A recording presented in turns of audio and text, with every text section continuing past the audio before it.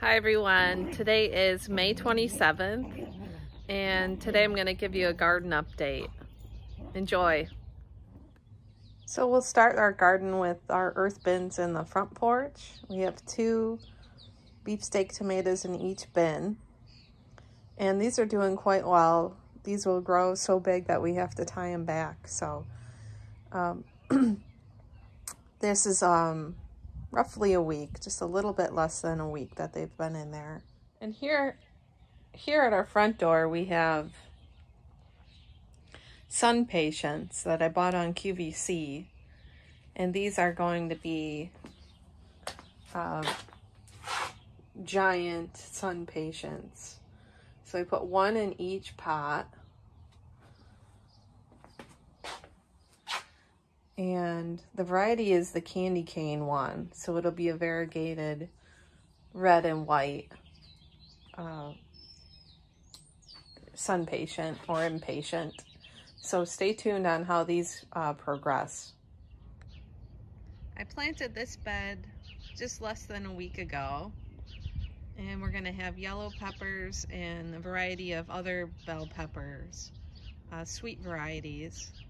So those have just started. Monday of last week I planted these, so this Monday I'm going to come back and cut them back, and I'll make a video showing how I do that again. Here we have our strawberry bin, and you can see all of the blooms on those strawberries, blossoms, and everywhere where there's a blossom there's going to be a fruit. So we're going to get a lot of berries this year. Here we have our leftover bin. I'll pan out here. You can see the support system I put in place. Here we're going to have 2 tomatoes, beefsteak tomatoes, and our leftover peppers. So we'll see how those do.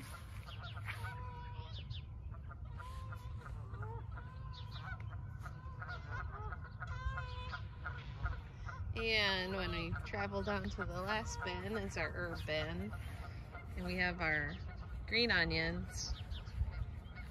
We have our thyme, which is blooming. We have our chocolate mint that came back from last year, so this is the 2nd season for it. The cilantro,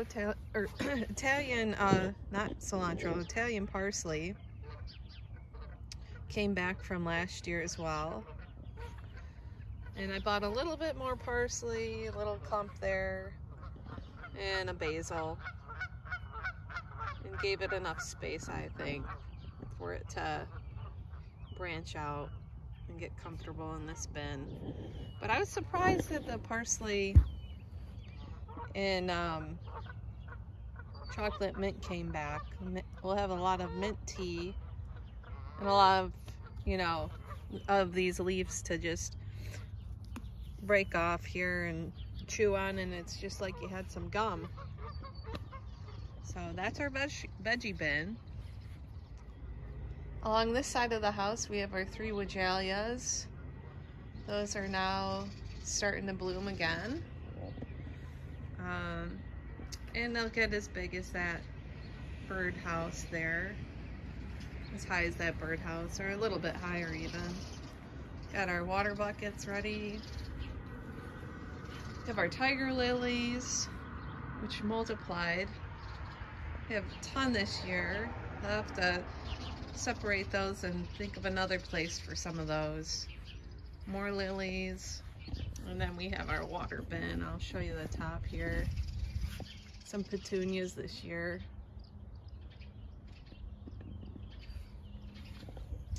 Over this side, all of our ferns and our butterfly bushes. Butterfly bushes, you can see some greenery peeking in through the middle there. Eventually the what looks to be dead isn't actually dead, because 1 year ago, you can see this branch looks kind of dead from far away, but it's growing new greenery. So all of that serves as a support for the plant when it becomes really, really big and it doesn't fall into the ground. So it's important when you have butterfly bushes that you don't cut them way back to the ground, or they won't have the support from the previous year's branches to keep them upright and off the ground. Here we have our giant hostas that I planted. This is getting some sun damage, and it doesn't get much sun. It gets maybe 4 hours of morning sun or less. But both are showing some signs of sun damage. Slightly on this one, but more so over here. So we'll see how good those take off. I uprooted the landscape fabric, so we'll see if next year we get more and more and more of these, like we have over here. This variety doesn't quite like too much shade. It likes more of the sun, so it's enjoying this spot. And we have our black-eyed Susans that have now wrapped themselves around and intertwined through those hostas and keep spreading. And I like them because they're really easy to maintain and they give that nice bright yellow pop of color in the backyard. We have our hydrangeas. Both are pink, that one and that one. I didn't cut those back all the way to the bottom this year. I want to see how these blooms do, how these shoots do off the sides, instead of cutting them way back. It looks like we'll get a lot.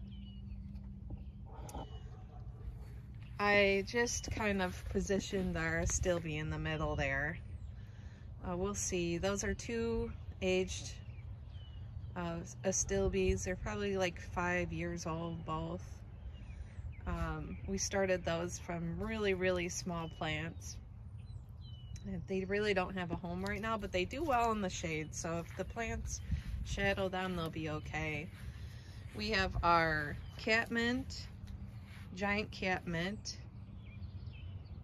And it looks like maybe something was in there because you typically don't have a, doesn't look like that in the middle. So we must have had a cat, coyote, or a fox down in there.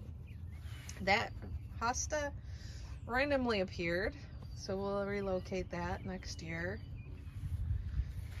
And in this bin we have irises and Stellodoros. And Stellodoros produces a yellow flower, and our irises are purple.